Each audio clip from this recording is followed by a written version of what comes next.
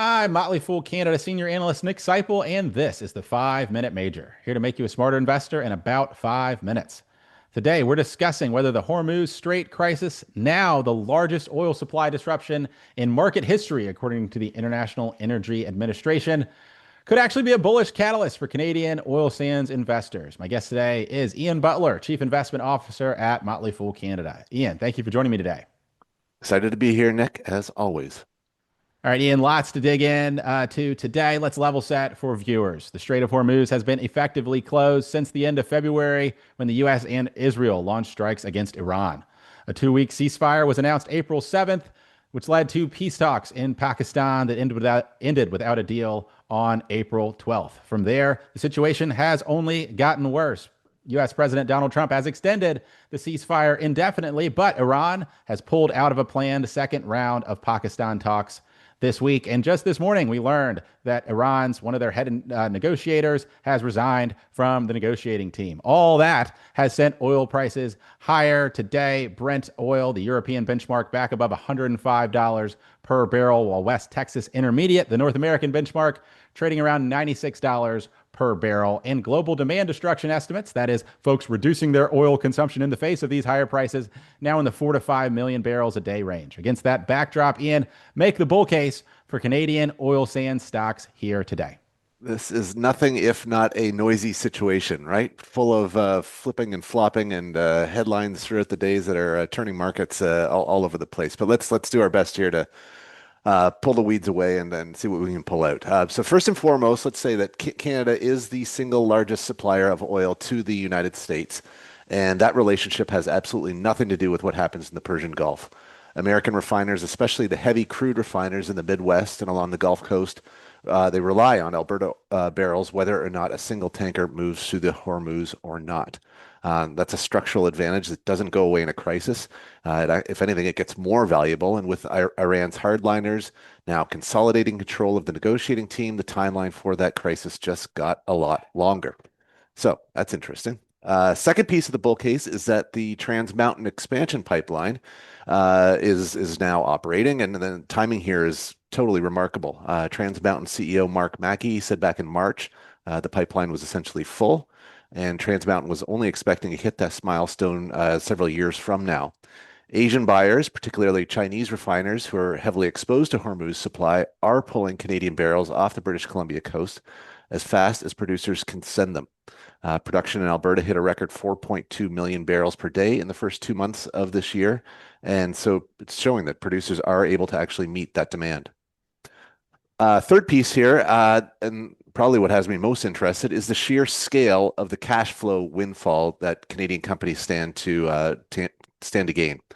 It's estimated that Canadian oil companies made $6 billion in the first month of the war alone, $4 billion above the prior month, and they're projecting industry profits of $90 billion this year if current prices hold.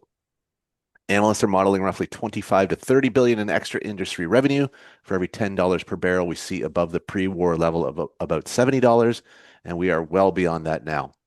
So names like Cenovus and Canadian Natural Resources are particularly leveraged to WTI. Cenovus has said that for every $1 move in WTI, it impacts adjusted funds flow, by about 220 million. And for a reference point, Cenovus was trading near a 52-week high, around $31 heading into the war. Yeah, so fair to say this has been a significant catalyst for energy prices around the world and trickling through into demand and realized prices for Canada's oil producers. Canada, as one of the world's most reliable energy suppliers, is a compelling case to make in this market, and the market has begun to price that in. But what's the bear case here? How could the Hormuz crisis actually hurt Canadian energy investors, even in today's oil price environment? Indeed, it's not all upside, and I think the biggest risk is that a prolonged Hormuz closure, it doesn't just disrupt supply, it triggers a global recession, and recessions destroy oil demand. The IMF's latest projection has Canada as the second fastest growing G7 economy this year at 1.5%, but that's a sharp downgrade. And if the war drags on with Iran refusing to negotiate, those numbers get worse fast. We saw a version of this in 2020 where a demand shock overwhelmed any supply side dynamics almost overnight. That was the pandemic, the good old pandemic. And right now, we've already lost something like 500 million barrels of supply over 7 weeks, around $50 billion at an average of $100 per barrel. That's a real hit to global GDP. Second point here is something a lot of investors get wrong, have been wrong on right now, and that's the behavior of the WCS differential, which is the Western Canadian Select version pricing of crude.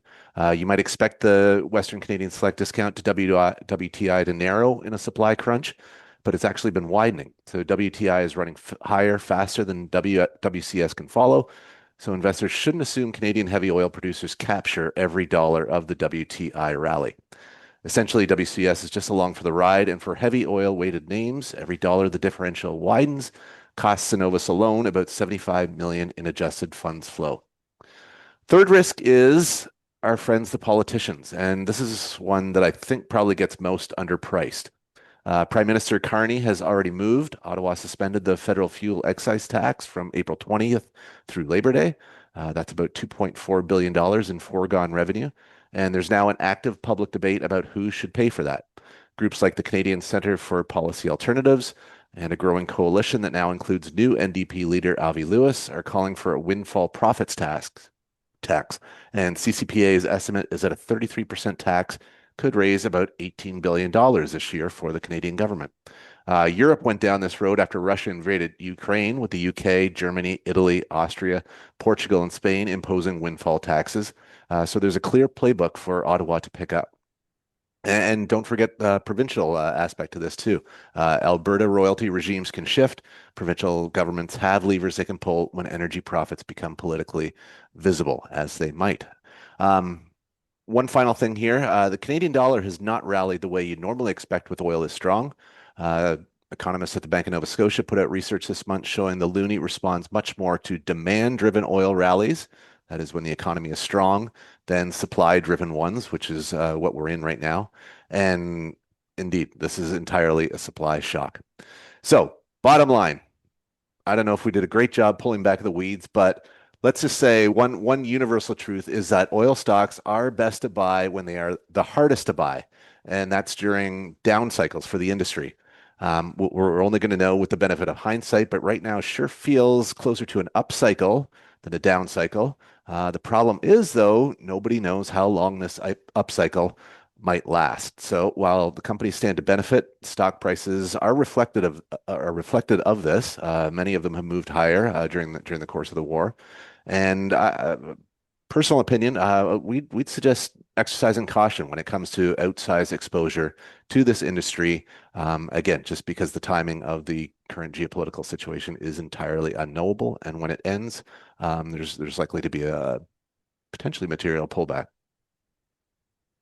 Yeah, big story today. So maybe a couple extra minutes for the 5 minute major. Certainly a fast evolving story, and one we'll stay on top of for you here at Motley Fool Canada. As a reminder, if you want more stock ideas from us, click the info icon in the upper right hand of your video screen. That's all the time we have today for this edition of the 5 minute major, but we do hope to see you next time. Until then, Fool on.